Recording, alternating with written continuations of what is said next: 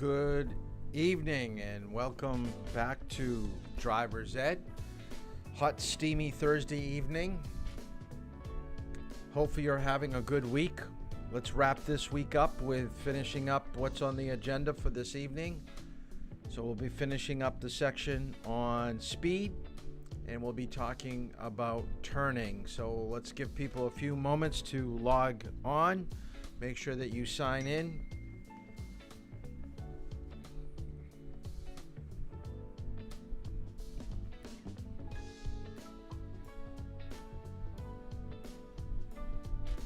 Good evening, good evening.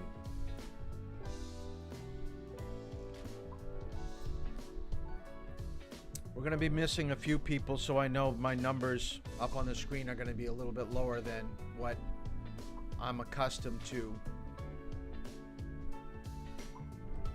If you go to our remote Driver's Ed Facebook page, I have downloaded Chapter 3 worksheet that I would like you to do at the end of tonight. And also we're going to be watching a video. It's probably about 22 minutes long. It's all about speed. That's going to be at the very end of tonight's class, and that should wrap us up for all the material that we have to go through to get us to the midterm for next week. We're going to cover parking the first half of Monday's class. So we're going to start laying down the foundation of reference points, how to approach different parking spots. So there are basically 4 or 5 different parking maneuvers that we'll be doing in the 10 hours that you drive with me. So we're going to kind of go over that. Some of you actually, there's been a few of you that have started to do angle parking. So a few of you have actually done 3 hours of driving already with me. So that's really good that we're seeming to move ahead. So the rest of you that have not driven, please send me your availability of when you can drive. Saturday is basically just about booked up. I may have one remaining hour at the end of the day. So if you don't request it, I'll probably fill it with somebody that's driving tomorrow. And starting next week, let's kind of fill in some of the spots that I have open so we can move you along. So after the midterm, we will officially be halfway through the online classroom. We'll have covered half of the manual, and we'll probably have about 5 sections in the textbook that we still have to do. So the first half is really heavy on the textbook. The last half is going to be more from the PowerPoints that I'm going to be giving you, although we are going to use the textbook on a few of the chapters. So let's get into tonight's program. And I do believe I said we're going to do turning first. So get out some paper and something to write with, because this is going to be heavy, okay? I say it again, heavy note taking for the next probably 25 minutes to a half hour. So a lot of information that the state manual, remember you were supposed to do section 5 and section 8 a couple days ago. So we're going to be covering some of the points that are from the manual. Now, the older manual, the one that preceded this one, really did a better job of giving you numbers and techniques of how to handle turning and certain things. I think this new manual is too scriptive. They're relying too much on what we're covering here in class. So if you're missing class or not paying attention, when it comes time to testing, you're going to go, I don't remember reading that. Well, it's because you weren't paying attention in the class and we went over it. So we're supposed to add, I guess, the meat to the bare bones of what the state is providing. So let's get right into turning. Where did I do with it? Here we go. So turning and signaling. Through the use of vision and judgment, we should be able to make sound decisions when it comes to turning.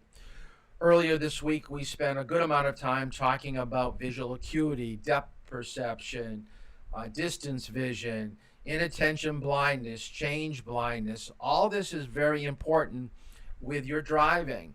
It sets everything in play of when and where you're going to turn.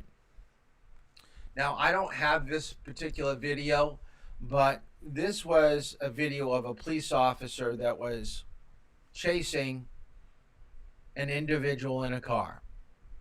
Probably it was a car theft. Maybe it was a robbery. I don't know. Well, anyways, the person that he was pursuing made a right-hand turn. The person in the police car tried to follow, was unable to stay in the turn. His car went through that building. That hole in that building is where a police car went through. So even police officers with high speed, you have to be at a certain speed to make a turn. If you're going above that speed, science takes over. Centrifugal force will push you to the outside of your turn. So on that right-hand turn, right through the building.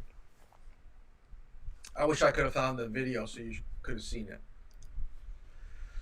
Okay, so here we go. Here's the notes that you need to take. So everything that is a bullet, okay, a little pinpoint, you probably should write something down here. So the first thing I want you to write down is deciding well ahead of where you're going to make your turn. And the time frame that we have found where you're looking down the road, this is where you're looking as far as you possibly can. It probably translates into around 20 to 30 seconds. That's a good distance. I mean, that's probably at least a quarter of a mile, or maybe even closer to half a mile, depending on what your speed is. The next thing that you need to remember is that when you're looking down the road and you're looking 20, 30 seconds, be in the proper position for the turn. We talked about earlier this week about most of your driving will be in the center position. Probably 85% you're going to have equal distance between your car and the white line, your car and the yellow line. But whenever you make a turn, please write this down. When you make a left-hand turn, you go left of center. You get very close to the yellow line. When you make a right turn, you need to get very close to the white line. And remember, there will always be a break in the painted line where there's a major road.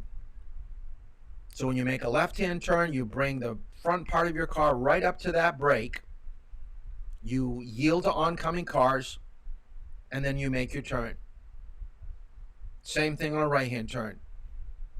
You move to the white line, probably about a foot away from it. You go right to the beginning break of that white line, and it should bring you right into the right lane of the road you're turning onto. Now, as you're approaching this road, when do you put your directional on? Okay. What I want you to write down, 100 feet in the city. I hope there's not an echo. I see that my microphone on the computer is still on. 100 feet in the city is 2 telephone poles. If you have no clue what 100 feet looks like, find your turn and the closest telephone pole, and then go back 1 telephone pole. That's pretty close. Could be 150, could be slightly less depending on the city. And on the highway, probably your last guide sign is going to be 500 feet. Translates into about 3 to 4 seconds that people are able to process what you're communicating.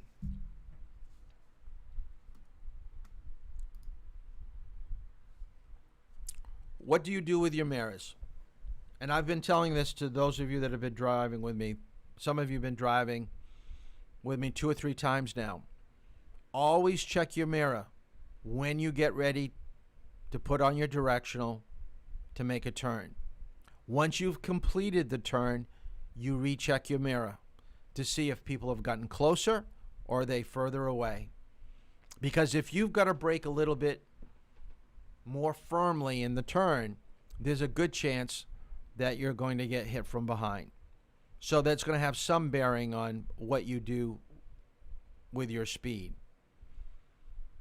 In the city, check your blind spot. You don't have to write this one down. The only reason why you're checking your blind spot is probably for bicycles. Because sometimes in the city, you're going slower than bikes. That seems strange, but bikes really haul. In Durham, where the speed limit's 25, a lot of bikes going down the hill can go faster than what you're traveling. So check your mirrors, especially when you're getting ready to make a right-hand turn, because that's where the bike lane is. Now, you don't have to write these last two bullets down, but I want you to take it under advisement. Right-hand turns go extremely slow because they are so sharp. 5 to 10 miles per hour is what's recommended. Could you go slightly faster? 12? Yeah, maybe. Could you go slower? 4? Yeah, probably. But you don't want to go too slow and you don't want to go too fast. So we're talking about a sweet spot. So 5 to 10 miles per hour is what we considered, adequate speed to make a smooth turn. Now, a left-hand turn with no traffic, go slow and slightly faster when there is traffic, because you want to clear through. You don't want to get caught making that left-hand turn with cars bearing right down on there. But that's how you're looking at left-hand turns. And now, 2 definitions I want you to write down: gap and hole. When you see vehicles that prevent you from entering, look beyond them and locate a suitable gap or hole. So a gap is a space between vehicles. It's very small. It's probably 3 to 4 seconds. That's a gap. A hole is between a cluster, like a platoon. Remember we talked about a platoon? Cars going through traffic lights. So a hole is much larger than a gap. So there's less risk. So when you pull into a hole, you should have 3 to 4 seconds in front of you. You should have at least 3 or 4 seconds behind you. Always looking for space to the front and the back of your car. Every time that you approach an intersection, especially a traffic light, even if you have a green light, you're always scanning. Do not spend most of your time just looking straight ahead. You got to be scanning left and right constantly, using your side mirrors, using your rear view mirror, looking to your shoulder left, looking to your shoulder to the right.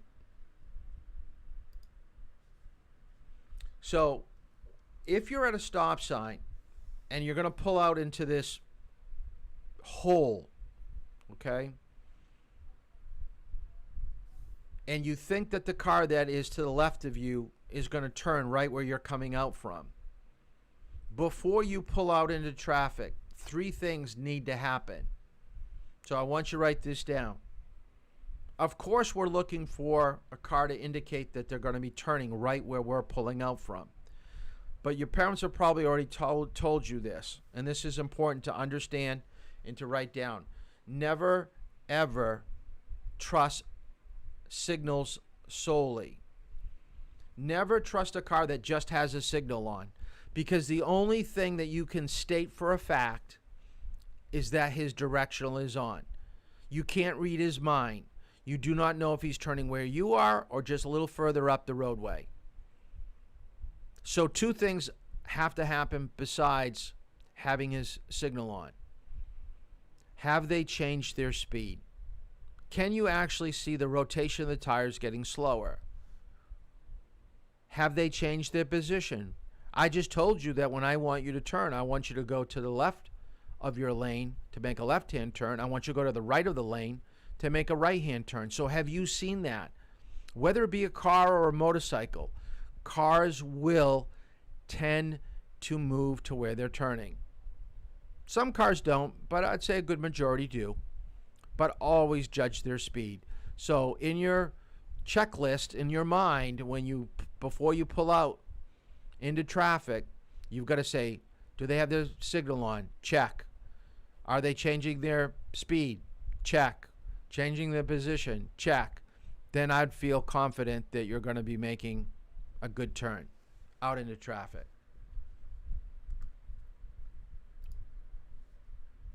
So when it comes to turning and signaling, Why are people having problems? What have we found to be a common thread through these drivers that are less than ideal drivers?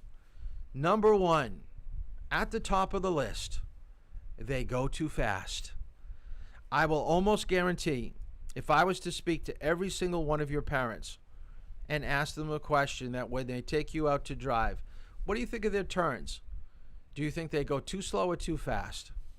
Most of them will always say, they make me nervous, they go too fast. There's nothing wrong with going slow. It's only for a moment. More things can go wrong going fast than going slow. So if you're going to guess which way to go to an extreme, probably go to the extreme of slow. Late directional. Now this could be your parents' problem. This may be where they're not giving you enough time to process what they want you to do. So they've got to tell you well in advance of where they want you to turn. If you do not hold your center position, now we're talking about the center of your lane in the beginning on the main road, and then once you turn onto the road left or right, what is your position? Is it centered? If you're going too far to the right on a right-hand turn, that is a oversteer. If you go over the yellow line on a right-hand turn, that is an understeer. When you make a left-hand turn, if you go over the center line, that's an oversteer. When you go over the white edge line on a left turn, that is an understeer. So what your car does with tracking has a lot to do with your hands, has what to do with how you're approaching your turn and what you're doing with your hands. Now, I don't want to pick on anybody, but I will tell you, already in this class, we have people that have a problem with lefts and rights. Do not communicate the wrong direction. So make sure you use the correct signal. Make sure you know your lefts from your rights. Sometimes people just can't find the turning area. So let me give you a helpful hint. Number one, always look for the brake. Yellow line, left turn, white line, right turn. Look for your street sign. Look for the back end of a stop sign. Look for a street light. Look for a traffic light. Look for other cars that are coming out from a side road. Look for a crosswalk. These are all indicators that there's a road coming up. Look for a break in the curb. Look for a break in the snowbank. At nighttime, all intersections will have a street light illuminating the road you're turning onto. So look up the road. Where's the next street light? That's my turn. All these things should aid you on finding your turning area and making a good turn. And when we talk about someone making a turn and leaving their turn signal on, is there an age group that comes to mind? I know it does with me. Probably people that are 60 and over. Older people, they don't hear the directionals and they'll drive forever. So once again, do not trust directionals.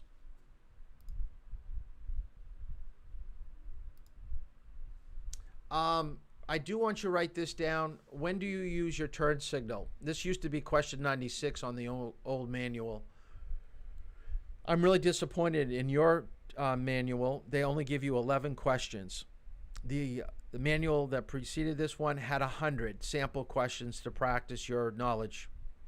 This one is only giving you 11 questions to test your knowledge. That is why my driver's ed midterm and final is very intense, very lengthy. Okay, it's going to be more than just 40 questions, what the state will ask you for your driver's license. I want to know what your knowledge base is, what you've learned during these sessions. So let's go through signaling. First one, changing lanes. Whenever you go left to right, right to left, you've got to indicate first with a turn signal. We just got done talking about turning at an intersection. So that's number 2. 3, enter or leave an expressway. On-ramps, off-ramps. 4, pull away from the curb. You've parallel parked. It's time to leave. You're getting back in the flow of traffic. Use your turn signal. Check your mirror. Check over your shoulder.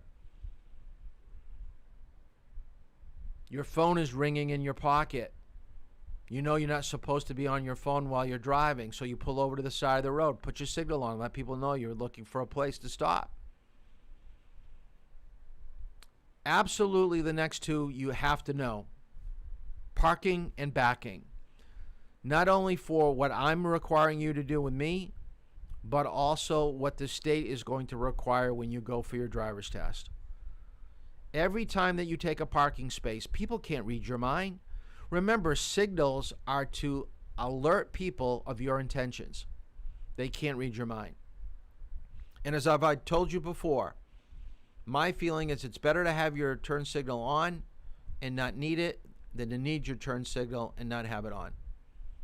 And then backing, just like in drive. When you put your turn signal on, people know where you're pulling out into the road.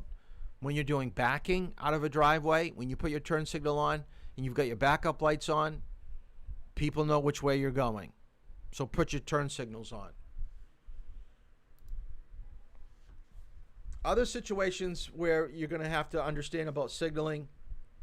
Hand signals, I think we've already gone over before, so make sure, especially with bicycles, they're required to use hand signals, so know all three of right, left, and stop. Tapping brakes just give people an idea behind you that you're parking, there's something in the road they can't see, and sometimes turning off a highway that doesn't have much of a deceleration lane, you may tap your brakes a few times. Now, the following distance is depend on the speed of your vehicle along with traffic. But what I want you to know, and this has changed over the years, when I first started teaching driver's ed, they said you should not follow anybody closer than 2 seconds. Then they changed it to 3. And within the last year and a half, now they've gone to 4. So please write down in your notes, because you may have heard from an older brother or from your parents a different number. It is now 4 seconds. So when a person passes an object in front of you, in your mind, you count from that object. Let's say they go past a tree. You count 1, 2, 3, 4 seconds. If you get to that tree, as you're saying 4, then you've got the adequate space needed. Anything less than that, it's probably a little bit too close. That distance has to increase in bad weather, up to 5 or 6 seconds, because of the lack of traction. Now, these are all helpful hints, things that I want you to try to follow when you're in the driver's ed vehicle. When stopped on a hill, stay back 1 car length in case the car is in a manual transmission. It may roll. So you got to give them a little bit of leeway to try to get the car going again.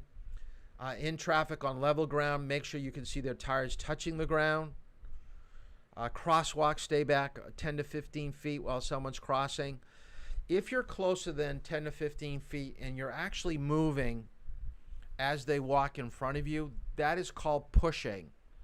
So the movement of your vehicle when someone is in front of you, you're basically tell them, get going. You're not going fast enough. That is not correct. That's bad driving etiquette. So stay stopped until they're entirely past your vehicle and then cross. The other thing I think I mentioned before, I'll say it again, when stopped in traffic, please do not stop on a crosswalk. Leave your crosswalks open.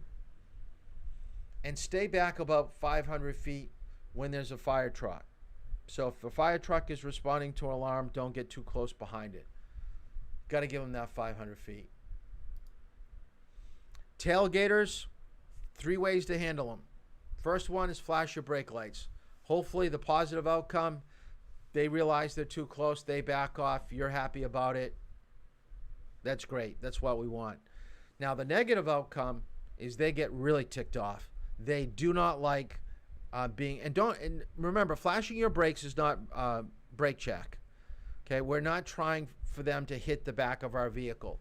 We are just hitting our brake pedal lightly just a few times to say, hey, you're closer than what you really should be. Back off, please. So if they don't do that, then go to step 2, step 3. Reduce your speed in a place that they can get by safely and legally.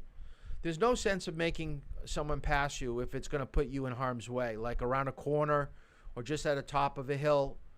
So maybe move to the right and then slow down so they can get by you. But even if there isn't a place for them and they're really causing some serious issues with you, just pull over the road. Let them go. We're going to have a whole section on road rage, and we'll talk about tailgating is a true sign of someone that has aggressive behavior, and we don't know how they would react if you were to, brake check them. They may follow you to work or school and try to, teach you a lesson, beat you up. We've already talked about the 20-30 second time frame. So what I want you to write down in your notes right now, some of these will be on the midterm, so please write this down. 20 to 30 seconds is how far you're looking up ahead. 15 seconds is what we call a visual lead scan. And what you're looking for is possible problems. So let me give you an example. You're approaching a traffic light 20, 30 seconds away. In that distance, you see a loose dog to the right. There's a pothole that's close to the yellow line. And there's a bicyclist up near the traffic light. Now, all of them are going to be at different distances, so you've got to chronologically put them in order. But first, you're going to deal with the dog. So you may slow down, move left of center. The pothole's near the yellow line, so you may speed up and move far right. The bicyclist is at the traffic light. It's going to go in front of you, so you slow down and stop and let them go across. So you basically, within that 5 to 15 second period of response time, is you're laying your course of action into play. You always want to respond to a situation rather than react to a situation. Okay, remember, write that down. It's much better to respond to a situation than to react to a situation. Following distance, this is wrong. That's supposed to be 4 seconds. And anything less than 4 seconds is a crash zone. That is basically when you're getting too close to something, and if Mr. Toll has to brake, he feels that you're in that crash zone. Do not take too much at heart if I use the brake. It's not like I go to my notepad and say, I used my brake on, on John today. I usually don't write it down unless it's really bad. But I don't hold it against you. It's a learning experience. So if I use the brake, don't get upset. This is the one driving skill that I will not teach you, at least in the car. We're going to talk about it right now. But I am not going to take you out one day and say, okay, we're going to drive around until we pass somebody. It just isn't going to happen. If we're on a highway or downtown and we have a chance to pass somebody, we'll do it if it's legal and safe. But it does take extra skill and judgment. So if you're having a hard time pulling out at traffic lights and stop signs, then passing is going to probably give you a problem. And at night, it's even more difficult. And going around 55, they've said that it takes probably about 10 to 20 seconds. So if there's any doubt about passing, just don't do it. But before you pass somebody, you better make sure that you're not being passed. So check the passing lane. Okay, look behind you. Look in front of you. Look what you have for objects. So check your blind spots, signal, and then increase your speed as you move over. Remember, you need to get by them quickly. So my recommendation, if we do pass, write this down, is to go 10 miles faster than what they're going. That's going to get you back into your lane in a timely manner. If they're going 55 and you pass them going 57, only 2 miles faster than they're going, it's going to take you forever. It could take you close to a mile to get past them. And you only move back into your original lane if you can see their headlights, their entire headlights in your rearview mirror. That's the only time. If you only see partial car, then they're partially next to you. They're going to be fully behind you, not partially. Always signal when you complete your pass to move back, and you need to get back into your lane within 200 feet of any oncoming vehicle. When can you pass on the right? It is legal to pass someone that's turning left, but you can only do it if there's enough pavement. So write that down. The other two situations are closely related. One-way streets, so you can pass left, right, right, left. Same thing with multi-lane highways. You can pass left, right, right, left. As long as you got a dotted line, you can pass. But turning to the left is where people have a problem. They think it's okay to drop the right side of the vehicle onto the soft shoulder. It's not.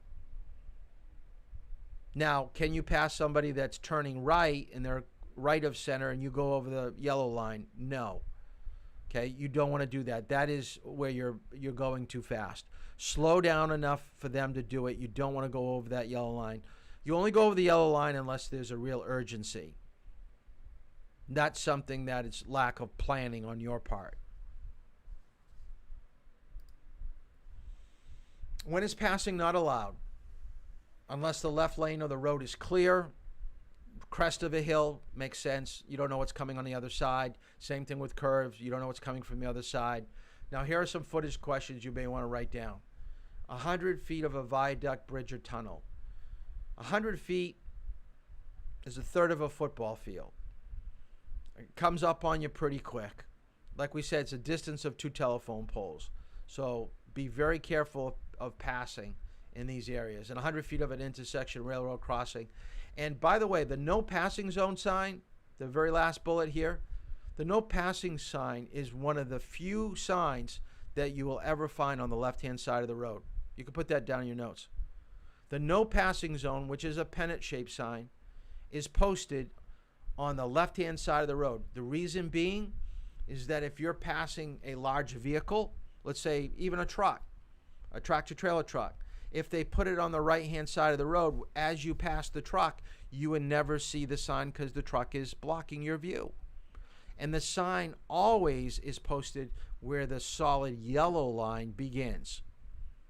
So wherever you see your sign, no passing zone, that is where the solid line begins, and that's where you need to get back into your lane. Lane usage. 2 lanes, right side is for slow moving, fast is for left side. Multi-lanes, right and left is for slow and fast. And middle is probably where you want to do most of your driving when you're on a highway. Don't get caught to the right or to the left. If you've got 3 or 4 lanes, take one of the middle lanes. That's the easiest. It does allow you to go a little bit faster than the slowest person on the road. It will probably give you the best following distance of people, because you don't want to get caught behind someone going too slow, and you don't want to hold people up that want to go much faster. So making a lane change, these 4 things have to be written down and remembered. You will be asked to do a lane change or a merge on your driving test. So the first thing you do is to use your directionals. No one knows that you want to make a lane change, so put your directional on. Second thing, check your rearview mirror, then side mirror, depending on which way you're making your lane change. Third thing, check your blind spot. Lastly, move over. By moving over, you're increasing your speed, maintaining speed, or you're slowing down. You're only slowing down if someone is in your blind spot. The other 2, increasing or maintaining, is probably what you want to do the majority of the time. Now, the state has an acronym called SMOG. So there are 4 steps that they use. If you want to write this next to what I just gave you here, SMOG stands for signal, mirrors, over the shoulder, check, and G is for go. So if you go for your driving test and they said you failed because you didn't SMOG correctly, it's because you did not do the order for lane changes. So remember, lane changes will be part of your testing process. Or a merge. In merging, you're doing almost the exact same thing. All right, so that takes care of turning. Let's go back to where we left off with speed. So you absolutely need to know these speed limits for the midterm. The speed limit in a school zone is 10 miles below the posted speed limit, 45 minutes before the school opens and 45 minutes after the school closes. Sometimes you'll see flashing lights, and I think I showed you earlier in a previous slide that near Mohammed they have the time, 8:15 to 9 o'clock or 3 o'clock to 3:45. City or urban areas 30, rural country areas 35 to 50. The highway minimum is 45. Maximum now, I believe, is up to 70. I think in the new manual, they actually have it up to 70. I'm gonna see if I can find that during the next video clip that I give you. But I believe that they actually, because there are on 89, I think that they did that. So yeah, it's on page 15. I just opened it up. So take a look at page 15 in the state manual if you have it. Very top bullet, 70 miles per hour on the portion of I-93 from marker 45 to the Vermont border. Minimum speed is still 45. So the rest of the speed limits I have listed for you right here, as well as on page 14 and 15 in the manual. When you go to other states, I just want to make you aware that, look at on one Texas highway, it's 85 miles per hour on State Highway 30. So depending on where you go, it's going to change. So be familiar. Pay attention to your signs when you drive. Construction zones, this is important in New Hampshire. We're in the warm months, so they're trying to get a lot of work done. Usually they have detail that can write down license plate numbers if they don't have a police officer there. But just remember that if they're telling you to go slow, bring your speed down to a slow speed. So let's take a look at the dangers of going fast in a work zone. They can become a common sight across Missouri when the weather is warm. Construction zones. These men and women are out working right along the highway, trying to give you a safer and smoother ride. And we want to remind you to be alert. Trooper Green with the Highway Patrol. That's why we decided to join a state trooper. Speed limit in this construction area is 60. As he works to ensure you drive safe and obey the speed limits in a work zone. Rear, stationary. Is that good enough for you? Reason I'm stopping you is going a little fast this morning. Do you have your driver's license and your insurance with you? Oftentimes there's a lot of construction projects going on around the roadways in different parts of the city and the county, and they don't realize that these individuals are out here basically risking their lives trying to improve the roadways. The Missouri Department of Transportation and the Highway Patrol work together to cut down on the number of accidents involved in a work zone. So I need you to pay a little bit more attention, okay? There's a lot of guys doing road construction up through here, and that's why we're out here, is trying to prevent one of these accidents from one of these individuals getting run over, and obviously you can understand why, all right? That's why every year MoDOT sets aside a week in the month of April for Work Zone Awareness Week. For our workers, this is their office. This is where they work every day, and so people need to be aware of that. They're trying to get a job done. You know, if you were going 60 and had to stop for some reason or slow down for something ahead, you're able to do so. Come along at 80 miles an hour, you don't stop in time, and unfortunately you end up striking an individual out here working, doing his job. So remember, if you're out driving this construction season, be on the lookout for those orange cones, obey the speed limit, and stay alert out there. You could be saving somebody's life. All right, have a good day. Or maybe even your own. Okay, notice that the police officer went to the right side of the vehicle. Never be nervous if you see a police officer approach your car and then go to the other side. High-speed driving, if you drive faster than prevailing traffic, you'll have to continue to pass other vehicles. And each time you go past somebody, there's more of a chance of a crash. So be very careful of doing what we call leapfrog, where you're always trying to get ahead or to weave in and out of traffic. That's just an unsafe thing to do. Some of the facts that we have about high-speed driving: when you double your speed, your stopping distance is usually 4 times greater.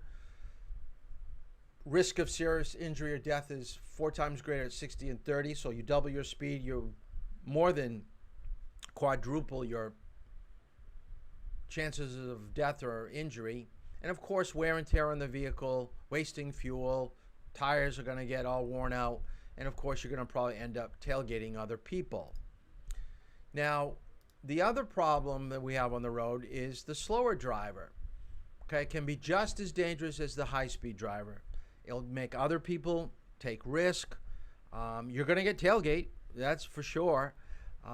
So if you do not feel comfortable driving at the speed that is posted and you're holding up traffic, find a different route or pull over until traffic goes by and then get back out onto the road. But you should not be holding up traffic. Now, I told you I'm giving you that 5 below the speed limit. Once it gets below that, I'm usually telling you, pick up your speed. Okay, get with the flow. That's really important. It really is. I don't have this video. Let's talk about the police. Let's see if I have.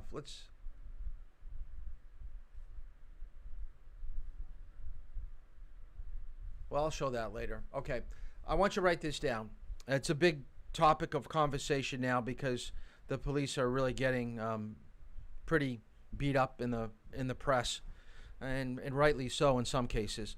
But when it comes to a traffic stop, it's a little bit different because you can make things easier for them and you can make things a little bit more difficult. So let's talk about what is your requirement. The blue lights come on. You have no idea why they're pulling you over. It's been said that you can actually drive at a slower rate of speed to a place that you feel safe, or if you want to drive to the police department, if you know where the police department is, you can do that. As long as you got maybe your flashers on or something like that, that's indicating that you're going to be stopping eventually. But for the most part, what I want you to write down is they're going to do their job, meaning they're going to ask you why you're doing what you're doing.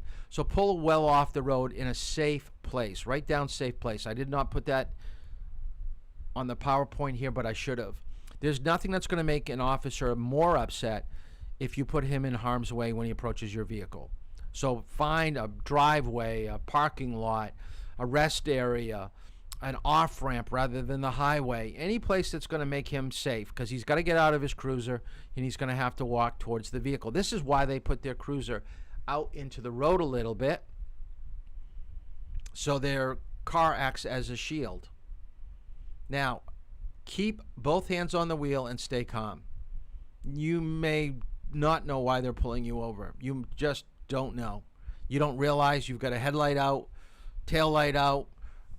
It could be as simple as even speed. You weren't sure what the speed limit is. You thought it was 35 and you were going about 38, 39, but it was really 30, so you're 9 over the speed limit, and maybe you were too close to somebody.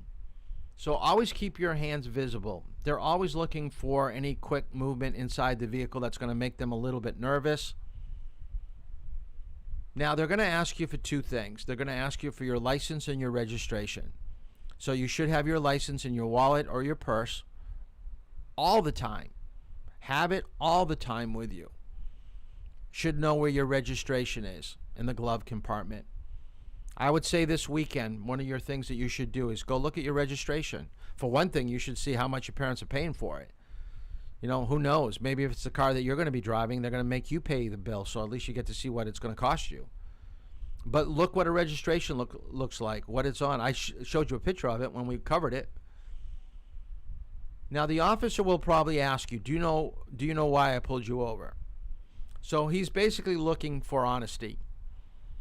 He probably knows that most people are going to lie to him. But let's just say that you are honest. Officer, I'm late for school and I'm going too fast. If he's pulling you over around 8 o'clock in the morning and he's from the area, he knows when school goes into session. So he knows you're telling the truth. You're probably more apt to be given a warning. Now, write this down. Police officers do not have to give a ticket for everybody they pull over, because they don't. So what makes the difference? Let's just talk about what they can do. Here are the three options. Option number one, they could give you a verbal warning. Well, the speed limit in this area is not 40, it's actually 30. You're going a little bit too fast. I think your safety is pretty important to your parents, and they would be very upset if I had to call them and tell them that you're off on the side of the road because you couldn't make the turn up ahead and you lost control of your vehicle. So be safe, go the speed limit. So verbal warning. Could be a written warning. Now, a written warning, how it's different than a verbal warning, is that they can keep track of a written warning. They can tell on the computer system that someone's been stopped and been given a written warning. And if it's a local police officer, they have a tendency to remember written warnings. Isn't this your second written warning? When you get a couple of those, then the next one is definitely going to be a real ticket. Could you have no verbal warning, no written warnings, and still get a ticket? Absolutely. Remember, police officers are human. They have human emotion. They could be having a bad day. They may view speeding a lot more serious than another fellow police officer. There's no rhyme or reason maybe why one person will give you a ticket, the other officer would give you a warning. But remember, don't make the officer feel like he's inadequate, that you're going to get out of the ticket. Your parents know the police chief or the mayor or somebody like that. Don't try to make it seem like, you know, what he's doing isn't really that important, because it's not going to stick. You may think that, but I wouldn't speak it out. And the other thing, too, is I think if you show respect and if you're kind to an officer, I think you're more apt to get him in a good mood, and you're more apt to get away with a verbal. But I know everybody has a different perspective of police officers. If you don't want to talk to them, if you don't want to help them out, show them your license, registration, you have that option. If you want to film it, I know everybody's filming police officers now. It's not illegal. You could put the camera on the dash. You can film what's going on. If you want to do that, do it. Do it. Okay? If that makes you feel better, maybe feel safe, maybe if it's night, maybe that's not a bad idea. Yeah, because sometimes people may impersonate a police officer. I know if I was a female, I felt a little bit nervous about being stopped on a road where there isn't much traffic. I definitely would film whoever comes to my car, whether it be someone helping me to change a tire or someone that's says he's a police officer. Yeah, I would do that. But just try to understand that most officers are trying to make our roads safer. So please try to give them the benefit of the doubt, unless you know otherwise, that they're not that kind of people. They've got a reputation. You know them in town, then maybe you're going to act differently.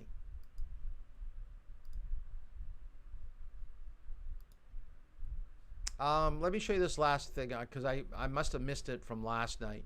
I don't think I showed you photo enforcement. This is big in most towns now, although I did hear in Massachusetts, I thought that they were going to do away with this in some portions of Boston, but it's called photo enforcement.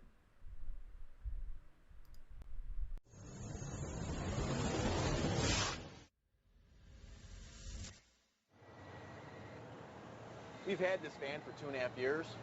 They recently, at the beginning of August, just installed better cameras in the front and the rear.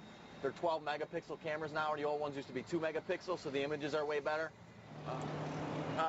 There's a lot of criteria that have to be met with the van. The speed limit signs have to say 45 miles an hour, and it's a $375 minimum fine. There have to be the speed photo enforcement signage out here as well that says that there's a photo van out here that's enforcing the speed. And then there has to be construction workers in the area. As you can see, the van is fully marked Illinois State Police photo enforcement van. There's no hiding about it. It's totally marked, okay? On the top there, it's a warning radar up on top. It's not the speed that's the enforcement speed, it's the warning speed. So if they don't see that sign, then they get hit with the other radar, which is the actual enforcement radar. It's not a standalone thing. We can't just set the van out here unmanned and just let it run by itself all day long. We still have to visually observe the vehicles traveling towards the van. With any type of radar system, the first thing we have to do is we have to make a visual observation of a vehicle traveling at a high rate of speed coming towards the van. We visually observe that, and we say, hey, that vehicle's traveling faster than it should be. The radar goes ahead and it confirms what our observations were. This one takes a picture of the face of the driver, the front of the car, tells the front camera in so many seconds it's going to be passing by. Shoot a picture of the rear of the vehicle so we can capture the license plate. We actually do a photo review. So what we do is when the company will send us back the images of the vehicles when we were out deploying. They'll actually send us the images back. And what we do is set 2 computers up. We have access to the digital photos on your Illinois driver's license, and we'll take that person's image with their registration information and compare it to the person driving the vehicle. If those 2 pictures match up, we say go ahead and approve the citation and send it out. If they don't match up, if it's somebody else driving the vehicle, we don't send the citations out. Now, the thing that he was just saying, that if the registration picture doesn't match up with what they just took a picture of, they don't issue a ticket. The typical police officer will take 10 to 15 minutes on every traffic stop. So in a given hour, at best, you're looking at 3 to 4 tickets. That's if he's doing one right after another. These cameras can recycle just as fast as the camera can. They're sending out hundreds, thousands of tickets for people that are breaking laws. So if they have to throw half of them because they can't see the picture or they don't match up, it is huge, huge, huge. Remember, they're using this technology in Europe. So if you go travel in Europe, you're not going to be given your speeding ticket. You're going to be sent your ticket in the mail. So that's photo enforcement. So just write that down and be aware of it. Now, the last thing that we're going to do today is I have a video about speed. And the thing I find about speed is that people get so accustomed to driving that they let their guard down to pay attention to speed limit signs. So really they're not aware of the speed limit for that particular area, and they see that there's open space in front of them. So they tend to go, at least 10 miles over the speed limit, if not more, if there's nobody in the car with them, like a driving instructor or a parent. So if you're going 8 over the speed limit with me in the car, I can't imagine how fast you're going to go when I'm not in the car or your parents aren't in the car. The other thing we talked about is be serious about your driving. Don't clown around in your car. So I'm going to show you a video. It's about high school kids. They were out. It's a soccer team, and we're coming into soccer season. I think you could relate to this. Now, in our remote Facebook page, there is a worksheet for this video. I think I asked like 5 or 6 questions. So if you want to go to Facebook, look at what the questions are. I'm going to show the video right now. It's about 20 minutes long. It's going to take us right to the end of class. And there's chapter 3 on our Facebook page that you need to do either tonight or tomorrow and get that in. That will get you ready for the midterm for next week. So stay online now. Watch the video. Take down some notes if you've got that the questions from Facebook with you. If not, you're just going to have to really pay attention to the video and answer the questions the best that you possibly can. So I found this to be very moving, very hard to watch at times, and it does talk a lot about the vehicle and how vehicles can get out of control, about going fast. So I hope you like it.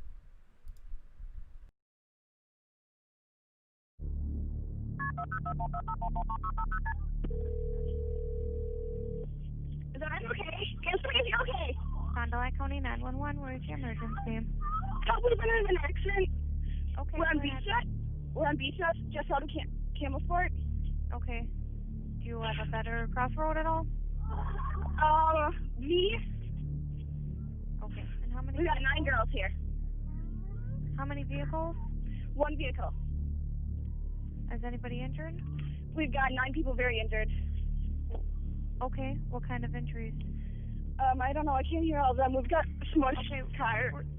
I'm unsure how to tell. Were you involved? We do need help. Okay. Were you involved? Red light, please. Thank you. Ma'am? I was invited to a sleepover with a group of girls that were going to be on the soccer team. We ended up having a good time. First of all, we were painting nails, doing anything girls would do at a sleepover, when we decided that we wanted to go get some food. So we left the house. It was probably around midnight when we left the house. We had also had some toilet paper that we were planning on going to TP with.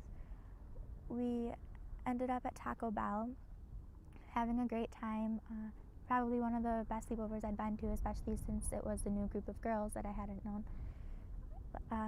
After Taco Bell, we went to a few different houses, finally chose one that we wanted to TP. TP'd out of fun. Then after TPing, it was time to go home. We were finished. We were on our way back to Katie Berg's house. I texted Katie. They were on their way home, and she said she told me, yes, got the job done, meaning they were TPing.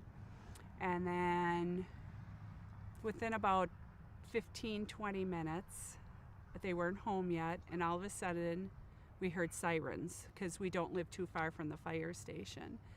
And then I woke Jim up and I said, the girls are not home yet. They were on their way home and I hear sirens. I need to try and get a hold of Katie. And I tried to get a hold of Katie and there was no answer. And that's when we started to panic. And we went outside and we heard more and more sirens. And then we went down to the fire station and they said there's been a horrific crash. And they were going to set up, and helicopters, Flight for Life was coming into the high school parking lot.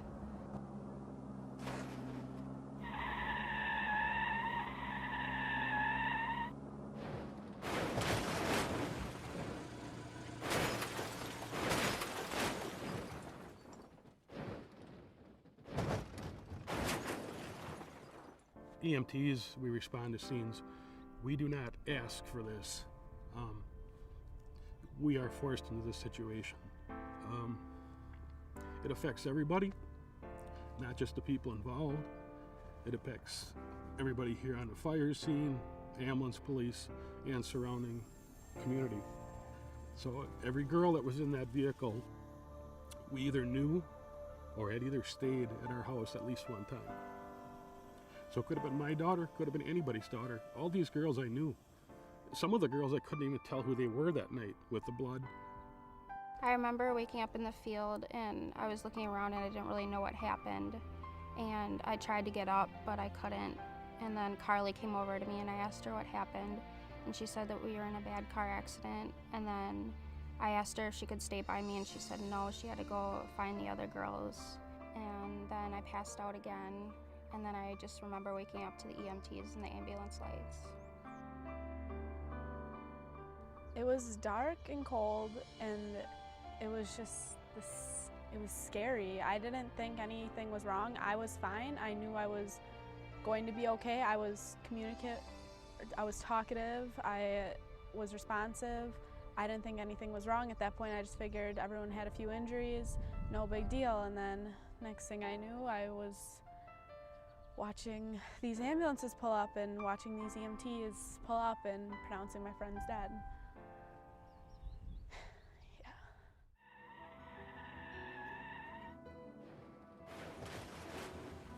Phone rang. It was about 5:23. Didn't have a clue what it was, who would be calling, call so early. Got up, picked up the phone, and it was Mrs. Berg, Bonnie Berg, calling, and she said the girls never made it home. She was hysterical. Yeah, I had the phone, but he could hear her hysterical voice through To the receiver. that I was holding. I mean, I was in bed. I jumped out of bed, so you're 10, 15 feet away from me, and I could hear Bonnie through the receiver. But she said, the girls never made it home. And I said, Bonnie, what do you mean the girls never made it home? They're sleeping over at your house. And then she said She's talking about sirens and choppers and she said they never made it home. They went out, they never made it home. And then she's talking about, but I don't know how many times it says, Bonnie, slow down, calm down. Bonnie, calm down. Just so I could try to piece together what she was trying to tell me. And you said, Bonnie, where do we go? And that's where she says, I don't know. I don't know where anybody is. There's kids going down to Milwaukee. There's kids getting ambulance to Fond du Lac. Well, that night, Sabrina's brother Nick took her to the gathering of the teammates. They were going to be teammates. They weren't all friends. Some of the girls, actually, that was the first night they met each other. She was excited because she was an underclassman, and the upperclassmen who were friends of her brother invited her to be part of this. So we all told her, you should go. They want you to be part of the team. Yeah, she was excited to go. I mean, she thought it'd be right. an idea. And then the next morning, we got notification because our two boys, Nathan and Nicholas, they had to be at a wrestling tournament, and they had to be up at the high school at 7 o'clock. And then they started texting and calling saying, get a hold of Sabrina right away. There's been an accident with all the soccer girls. So I tried calling her phone. I didn't know who to call because nobody had notified us at that point. Actually, nobody notified us at all that morning. I had to call around. I called hospitals. They couldn't give me anything because of HIPAA. I called Mr. Scannell because I had his number, and he's the one who told me his daughter, that Caitlin, had passed. So I didn't want to call any more parents because that is not what I wanted to hear, but I didn't know who to call. At 7 o'clock that morning, I received a call from Sabrina's mom, and she knew that I was there. And she asked me if I knew anything about her daughter or how she was. My wife was also an EMT. She was here on the scene that night also. I knew she was dead. I couldn't tell her over the phone that her daughter was dead. The next day, my wife and I went there, and we apologized. We went to the Scannells. We went to all three of the girls that passed. I remember that when we were traveling down the road, speed was increasing, and then as we had started to go up the hill, we took air, and I remember landing. We were all laughing and screaming, not out of fright but out of fun, but then the vehicle did a little bounce, and there was dead silence because we swerved right, left, right, left, and hit the ditch and missed the telephone pole. So then we were continuing through the field at a high amount of speed, and I remember the first couple rolls. Then, since I hadn't been buckled, I remember the moment that I hit my head up on top of the roof of the vehicle, and I can still recall the sound exactly of the vehicle. But after that moment of hitting my head, I blacked out, and a while after I woke up on the ground, and nothing felt real. I didn't know what was going on, really. I literally felt like I was in a nightmare. It still is a nightmare.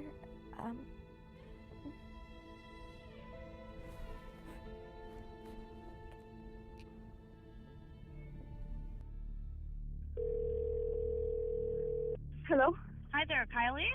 Yes. Hi there, this is the 911 center calling. Do you know my location? Okay, hold on. Yes, are you on Beechnut Drive? Yes, Beechnut Drive. Okay, hold on one second. I've got officers and multiple ambulances responding, okay? Just Awesome, that is, thank you. Okay, I need you to stay on the line with me for 1 second, okay? Okay. Teresa, honey. Teresa, where are you going? Okay. Are you okay, Teresa? Teresa. Okay, Kylie, you said there's 9 people injured, correct? 9 or 8, I can't remember right now. I think just 8. Okay, is anybody pinned in? I don't see anyone pinned in right now. Okay. But my car is pretty smushed. Okay, is anybody unconscious?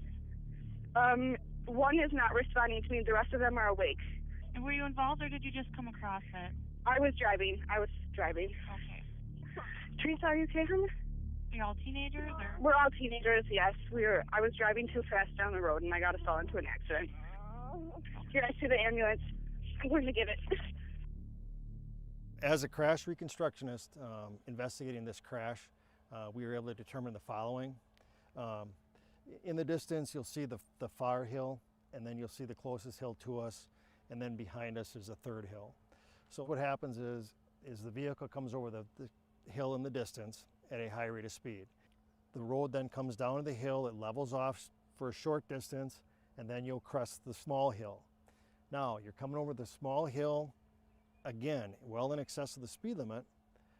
You come down into this knoll where the bike trail is, and then you'll go up the third hill. And when they crest this third hill is where the problem happens.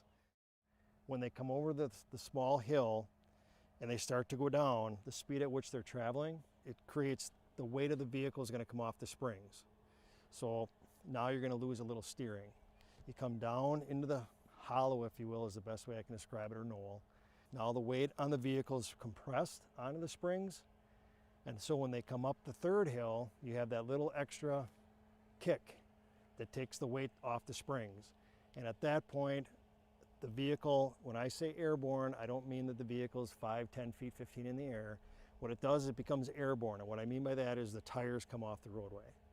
And it could be 2 inches, it could be 5 inches, it could be 6 inches. But now the tires have lost contact with the road. So now you've lost all steering. And in essence, what happens is, if it's a matter of the driver just merely inputting a little bit of steering to the left, or if it was caused because the weight of the vehicle came up, now the tires are off, and with that weight, does it just enough turn her? And when the car lands back on the tires aren't straight, they're canted a little bit to the left, so now of course the vehicle wants to veer to the left. So at that point, the driver then tries to correct by input steering to the right. Well, she gets it corrected, but now there's a little overcorrection. Now she's got to steer back to the left. And what happens is you get the serpentine effect. And what I mean by that is left, right, by steering back and forth, but once you lose it, you've lost it. And there's not much steering input that you're going to be able to correct it if you're going that fast. Slower speeds, you can correct it. Faster speeds, once you lose it, you've lost it. So after the vehicle is done serpentining, it now travels into the ditch, and prior to entering the field, there's a large stone. The passenger side of that vehicle strikes the stone. That in turn then causes the vehicle to pitch towards the driver's side, and at that point it starts its roll over the 350 feet, and during that 350 feet is when occupants then are thrown from the vehicle. Well, those little hills that you have on the roads that you can go over and it makes your stomach drop, that's what we were going for. And it just, I've been over them before at way slower speeds, and they still made my stomach drop. Everything happened so fast, and nobody told the driver to slow down. We all had a chance to tell them to slow down, and we didn't. The fun was not worth any of this whatsoever. I broke my back in 3 spots. I lost vision in my left eye. I broke both arms. I had severe lacerations to my head and brain damage. I still will find myself sitting in class or trying to fall asleep. I'll wake up at 3 in the morning and I'll have flashbacks. And I can still hear the noise of the silence of us girls in the vehicle from when we knew it wasn't right. And I can still hear the sound of the crashing, of the rolling of the vehicle.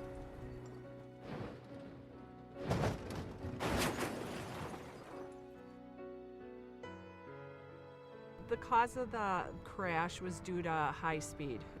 This was a dangerous road, and to mix the dangerous road with speed is not going to equal anything good. And because of that high speed, every second of my day, my heart aches for the rest of my life, and along with a lot of other people, and all because of one mistake of the high rate of speed. It just, forever, we have to suffer for one moment of what they thought or the driver thought was going to be a thrill, is now we have to suffer. I don't call it an accident, I call it a crash, because going at such an excessive speed and having this crash occur, that was a deliberate, conscious choice of the driver to go that fast. She put her life, the driver, in jeopardy, and she put every passenger's life in jeopardy. It's just a miracle that there are 6 survivors from that crash, because the excessive speed, and that they can all 9 walk of and them. talk to them. Yes, and that there's no, to me it's a miracle, because if you saw the vehicle, it was terribly just every window blown out, tires gone. We saw the vehicle months later because I had to see that vehicle and put my hand on the seat where my daughter took her last breaths. There's images in my mind from that night that will never go away. They're in there forever. It is something you cannot fathom unless you see it. As a deputy for 31 years and being involved in crash reconstruction, there seems to be a certain underlying factor in a lot of crashes, and that's speed. And if you're a passenger in a vehicle and you feel that that driver is going too fast, you need to, for your own safety, tell that driver to slow down. I guess my thought is that you have a choice. You can be a continuation of the problems that are on the highway, which is being aggressive, excessive speed, following too close, taking unnecessary risks, being inattentive. Or you can be part of the solution. Drive the speed limit, increase that following distance, be patient, and you have a choice, which you're going to choose. That is a message I want parents to remind their children every time they walk out the door, you know, to drive responsible. Speed kills. Speed. You can never say it enough. Yeah. And there's nothing wrong with repeating it. And kids have to understand, our young adults have to understand, when they take that wheel, they are responsible for everybody in that vehicle. There's just so much that can happen, and you could blow a tire out, you could lose a tie rod brake, you could have something run out ahead of you, a farmer's dog, you could have a child. There's recreational trails that someone could be crossing. There could be another vehicle that's coming towards you and you're losing control, and it's never safe. And because of it, there's 3 lives lost and there were several injured. And these were lives. This wasn't an event that happened. This was a speed, and you can't move on that easily. And you never get a second chance after that. There's not a second chance. There's one chance there, and it was taken the wrong way, and then, you know, as a result, that there's. I guess we don't want anybody else to have to go through this either. It's like. I mean, things happen so fast with kids. I guess sometimes kids figure if they don't say nothing, things will be, you know, maybe they didn't realize how fast she was going, but I mean, maybe someone would have said something, she might have slowed down and all 9 girls would still be here instead of only 6. And parents, you have to let your kids know that when they start driving, they are responsible for everyone in that vehicle. Whatever happens, whether it's an accident or not, they are responsible for the results of what happens. Because we got 2 older sons, and we always tell them that. I mean, that's so tough because Sabrina didn't drive, so we just hope that when she was with somebody, well, that was the first time she was with older girls. Just kind of assumed every parent told their kids the same thing, you know. Because, yeah, you're responsible for their safety. And if your child feels that they're not in a safe situation, you know, tell them to call home, tell them to, you know, give you a call to come pick them up, because I'd rather see them, and I'm sure you would rather see them be in a safe vehicle than having to get in a car that they don't feel safe in. That car went 800 and some feet from the time it left the road. I think it rolled 5 times or 6 times. The speed thing is a major thing. We need to slow down. Kids need to slow down. Like I said, maybe kids should see some of these pictures of these kids that are killed rather than hiding it from them. You know, maybe if you'd see the blood, maybe if you'd see the head that was split open, maybe if you'd see some of this stuff, you guys would remember what the heck's going on. But they don't have a clue. They forget. They think they're invincible. They think that nothing's going to happen to them. I am very fortunate that I am still here, but speed does kill. Clearly, it is seen that I don't have 3 great friends of mine, and I never will have them back, and I would do anything to have them back in a heartbeat, but speed kills. If I could turn the clock back, I would in a heartbeat. Wouldn't be an option. I would do anything to have those 3 girls back here with me. Do anything to not have to go through what I do on a daily basis, and to not have seen what I saw, and I would turn the clock back if I could and say something, slow down, anything. After going through this experience, I think it's important for people to follow the speed limits because there's a reason they're there, and it's for your safety. And if you ever are going above the speed limit where you're uncomfortable or somebody else is, that you should really just tell them to stop before anything bad happens where you can't go back. Don't be scared to speak up. It doesn't make you a wimp. It doesn't make you a bad kid for saying slow down. It would have saved some lives if I would have done it. And I would give anything, like I said, to go back and say slow down, please. I love taking pictures, and my daughter Katie loved being in them, so the 2 of us together, it was a lot of fun. And this picture frame here represents all the pictures that Katie will never be in as a result of the high-speed crash. This would have been a picture of her with her friends playing soccer, and a picture of her at her junior prom, and a picture of her doing a powder puff game in school with the girls, and a picture of her graduating her senior year, and a picture of us going with her to different colleges, looking at where she's going to go, and a picture of us going to Germany to see her brother over there, vacation. There's so many pictures that are not here that would have been if it wasn't because of this speed that killed her. We were just all having fun and didn't think anything bad was going to happen. Nobody ever thinks anything bad's going to happen.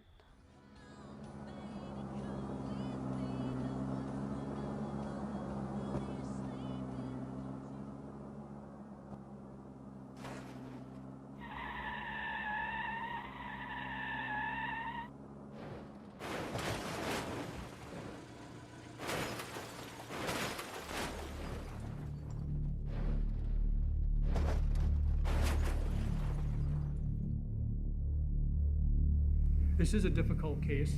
You've got the lives of 3 promising young women that are gone. You can't bring them back.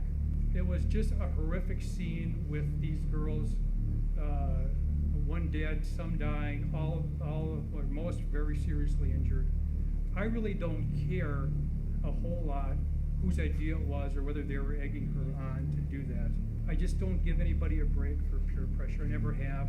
The bottom line is whether it was her idea or one of the other girls or whatever, she was driving the car. She was responsible for the safety of the other girls.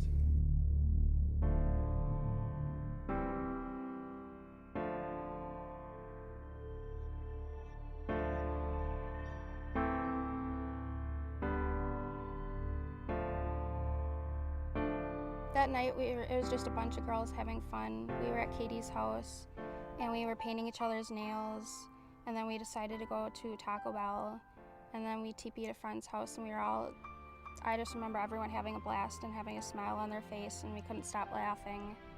And even in the car up to the last second, I just remember hearing laughs. We're all teenagers, yes.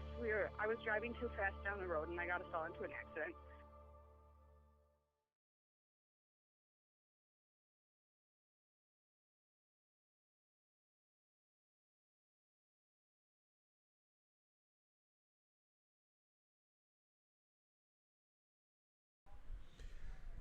Pretty heartbreaking story. I hope that you were moved by that as I was.